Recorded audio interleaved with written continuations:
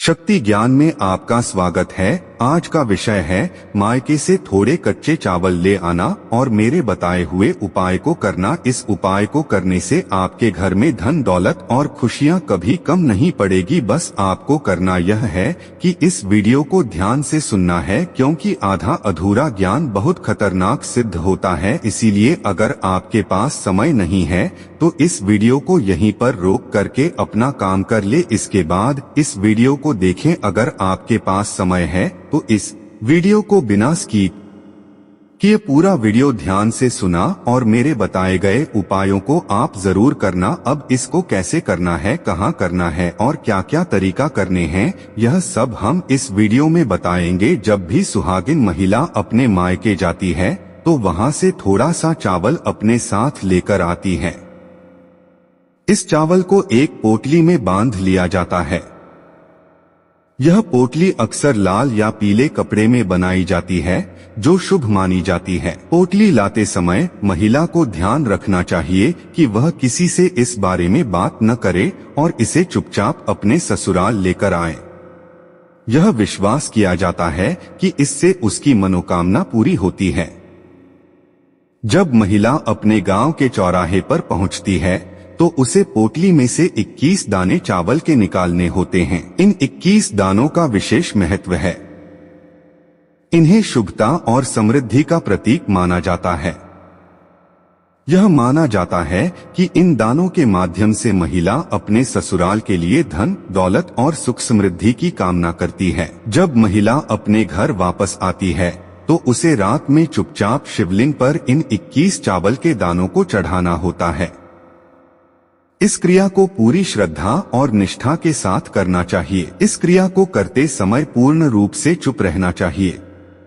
किसी भी प्रकार का आडंबर या दिखावा नहीं करना चाहिए। इस क्रिया के दौरान साफ सफाई का ध्यान रखना चाहिए। चावल के दाने चढ़ाने से पहले शिवलिंग को जल से स्नान कराना चाहिए। यह कार्य रात में करना आवश्यक है, जब चारों ओर शांति हो। यदि संभव हो तो किसी अन्य व्यक्ति को इस प्रक्रिया की जानकारी न हो। मन में पूरी श्रद्धा और विश्वास होना चाहिए कि आपकी मनोकामना अवश्य पूरी होगी। चावल चढ़ाने के बाद महिला को अपने पति की लंबी आयु, सुख समृद्धि और परिवार की खुशहाली के लिए भगवान शिव से प्रार्थना करनी चाहिए। इसके साथ ही अपने मायके वालों के सुख और समृद्धि की भी कामना करनी चाहिए। यह उपाय केवल एक धार्मिक क्रिया नहीं है, बल्कि एक आध्यात्मिक साधना भी है। इसमें महिला के विश्वास और श्रद्धा का महत्वपूर्ण स्थान है। यह माना जाता है कि इस उपाय को करने से न केवल ससुराल में सुख समृद्धि आती है, बल्कि मायके में भी सुख शांति बनी रहती है। चावल की पोटली से जुड़ा यह उपाय भारतीय संस्कृति और परंपराओं का एक महत्वपूर्ण हिस्सा है। इसे श्रद्धा और विश्वास के साथ करने से जीवन में सुख, शांति और समृद्धि प्राप्त होती है। इस विधि को चुपचाप और गुप्त रूप से करने का महत्व इसलिए है ताकि नकारात्मक ऊर्जा या किसी की बुरी दृष्टि का प्रभाव न पड़े। इस उपाय का पालन करते समय सावधानियां बरतनी आवश्यक है ताकि इसका सकारात्मक प्रभाव मिल सके। यह कहानी है एक साधारण गांव की, जहां परंपराओं और धार्मिक रीतियों का विशेष महत्व था। इस गांव की हर महिला अपने परिवार और सुहाग की लंबी आयु के लिए कई धार्मिक अनुष्ठान करती थी। ऐसे ही एक परिवार में एक सुहागिन महिला का नाम था सुनीता। सुनीता अपने मायके और ससुराल दोनों से गहरा लगाव रखती थी और वह अपने परिवार की सुख समृद्धि के लिए हर संभव प्रयास करती थी। सुनीता का विवाह पास के गांव के एक सज्जन व्यक्ति से हुआ था, जो एक साधारण किसान था। सुनीता का ससुराल एक संयुक्त परिवार था, जिसमें परिवार के सभी सदस्य एक दूसरे के प्रति स्नेह और सम्मान से भरे थे। सुनीता ने ससुराल में आते ही अपने कर्तव्यों को निभाना शुरू कर दिया और पूरे परिवार का दिल जीत लिया।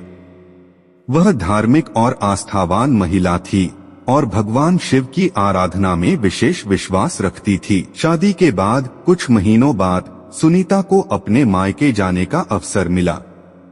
मायके में उसका स्वागत बड़े प्यार और धूमधाम से हुआ। उसकी माँ ने उसे अपने परिवार की सुख समृद्धि और उसके सुहाग की लंबी आयु के लिए चावल की एक पोटली दी। माँ ने सुनीता को बताया कि इस चावल की पोटली में छुपा हुआ है एक विशेष उपाय जो उसकी और उसके परिवार की रक्षा करेगा। सुनीता ने अपनी माँ की बातों को ध्यान से सुना और पोटली को बड़े सम्मान के साथ अपने ससुराल ले जाने के लिए तैयार हो गई। माँ ने उसे बताया कि जब वह अपने गांव के चौराहे पर पहुँचे तो उसे पोटली में से 21 चावल के दाने निकालने होंगे।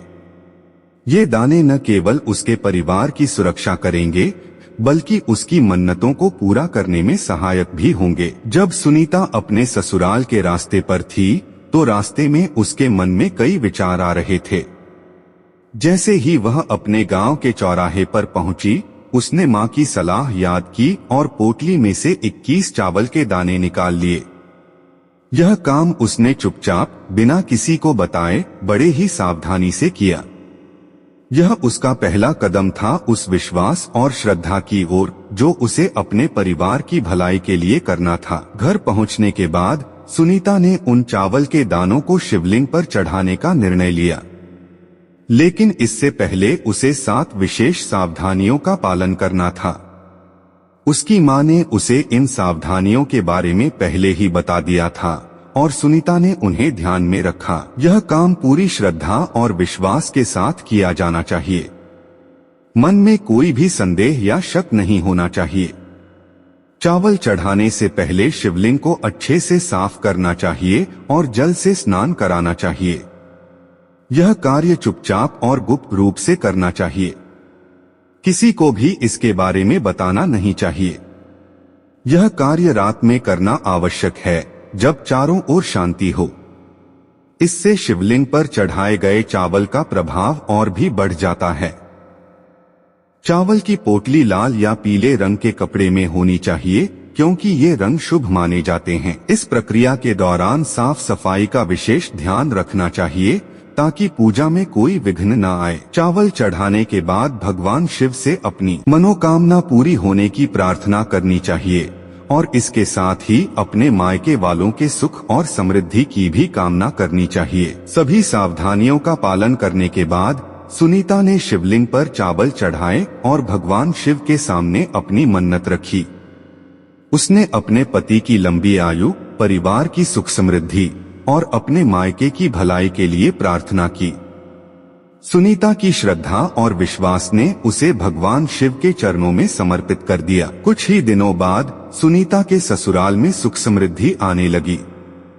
उसकी मन्नतें पूरी होने लगीं और उसके परिवार के सभी सदस्य खुशहाल जीवन जीने लगे। उसके पति की सेहत में भी सुधार हुआ और उसके मायके में भी सुख शांति का वातावरण बन गया। सुनीता ने समझा कि यह सब भगवान शिव की कृपा और उसके द्वारा किए गए इस उपाय का परिणाम है। यह कहानी सिर्फ सुनीता की नहीं है बल्कि हर उस महिला की है जो अपने परिवार की सुख समृद्धि और पति की लंबी आयु के लिए कोई भी कार्य करने को तैयार रहती है। चावल की पोटली और शिवलिंग पर चढ़ाने की यह प्रक्रिया एक आध्यात्मिक साधना है जो विश्वास, श्रद्धा और समर्पण की मांग करती है। इस उपाय को करने से न केवल मनोकामनाएं पूरी होती हैं, बल्कि जीवन में सकारात्मकता और शांति का भी अनुभव होता है। इस कहानी के माध्यम से हमें यह सीखने को मिलता है कि श्रद्धा और विश्वास के साथ किया गया कोई भी कार्य सफल होता है। सुनीता ने अपनी मां के दिए हुए आशीर्वाद और परंपरा को निभाकर अपने परिवार के लिए जो किया वह एक उदाहरण है हर उस महिला के लिए जो अपने परिवार की भलाई के लिए कुछ भी कर गुजरने को तैयार रहती है। राधिका नाम की एक गृहिणी के माध्यम से आपको समझाने की कोशिश करेंगे। आप इस कहानी में खो जाएं। इससे पहले हमारे चैनल को सब्सक्राइब नहीं किया है तो सब्सक्राइब कर लीजिए और कमेंट में लिख दीजिए, हे तुलसी मैया मेरे घर में सदा तेरा वास रहे। राधिका एक साधारण गृहिणी थी। वह अपने परिवार की देखभाल में दिन रात व्यस्त रहती थी। जीवन अपने साधारण तरीके से चल रहा था, लेकिन पिछले कुछ महीनों से उसे अपने घर में एक अजीब सी अस्थिरता महसूस हो रही थी। घर में छोटी छोटी समस्याएं बढ़ने लगी थीं। कभी बच्चों की तबीयत खराब हो जाती, कभी पति का काम में मन नहीं लगता और घर की आर्थिक स्थिति भी कुछ अच्छी नहीं थी। राधिका ने अपने पति से कई बार बात की, लेकिन कोई समाधान नहीं मिला। एक दिन वह अपनी माँ से मिलने मायके गई। वहां पहुंचते ही उसने अपनी माँ के चेहरे पर शांति और सुख का एहसास देखा। उसे लगा कि माँ के घर में एक अलग ही ऊर्जा है।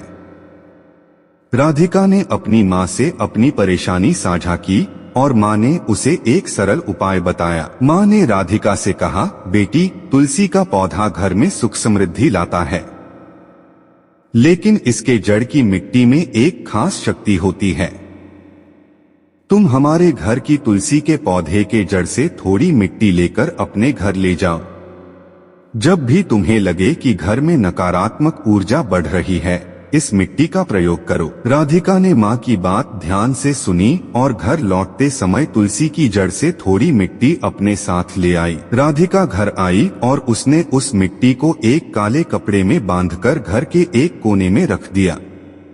उसने माँ की हिदायतों को गंभीरता से लिया और उसे ध्यान से सुनकर पालन करने का निश्चय किया। घर में उस काले कपड़े में बंधी मिट्टी को रखते ही राधिका ने घर की वायुरूपी में बदलाव महसूस किया, जैसे कि घर में एक नई ऊर्जा का संचार हो गया हो। पहले जो समस्याएं उसे परेशान कर रही थीं, वे धीरे धीरे कम होने लगी। राधिका ने माँ की बात के अनुसार 7 दिनों तक उस मिट्टी को वैसे ही रखा। 7वें दिन उसने उस मिट्टी को बाहर निकाला और उसे पानी में भिगोकर एक दीपक बनाया। अब उसकी मन में एक सवाल उठने लगा कि क्या वाकई यह दीपक उसके घर में सुख शांति लेकर आएगा। माँ ने उसे विश्वास दिलाया था और इस विश्वास के बल पर उसने वह दीपक बनाया। राधिका ने उस दीपक को अपने मुख्य द्वार पर रखा और शाम को जब पूरा घर एक शांत वातावरण में डूबा हुआ था, उसने दीपक को जला दिया। दीपक के जलते ही घर में एक दिव्य प्रकाश फैल गया। राधिका को लगा जैसे उसके सारे दुख और परेशानियां उस प्रकाश में जलकर राख हो गई हों। वह खुद को हल्का महसूस करने लगी, जैसे कोई भारी बोझ उसके सिर से हट गया हो। राधिका ने उस दिन से हर शाम को उसी मिट्टी से बने दीपक को जलाना शुरू कर दिया।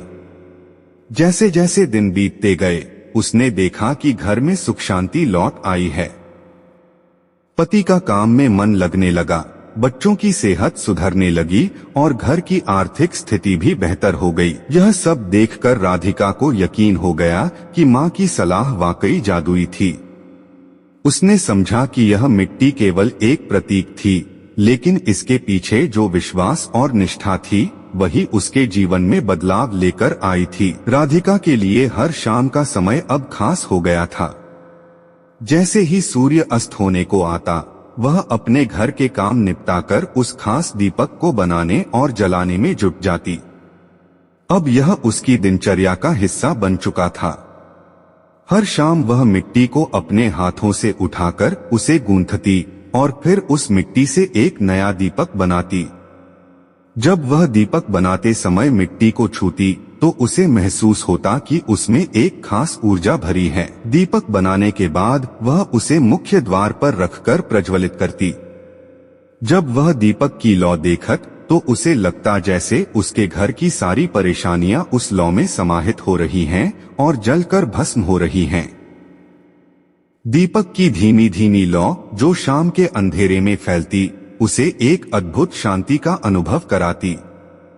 वह महसूस करती कि जैसे यह लौ सिर्फ एक साधारण दीपक की नहीं, बल्कि उसके घर की रक्षा करने वाली एक दिव्य शक्ति है। उम्मीद करते हैं यह वीडियो आपको अच्छी लगी होगी। अगर अच्छी लगी हो तो प्लीज वीडियो को लाइक, शेयर और चैनल को सब्सक्राइब जरूर करें।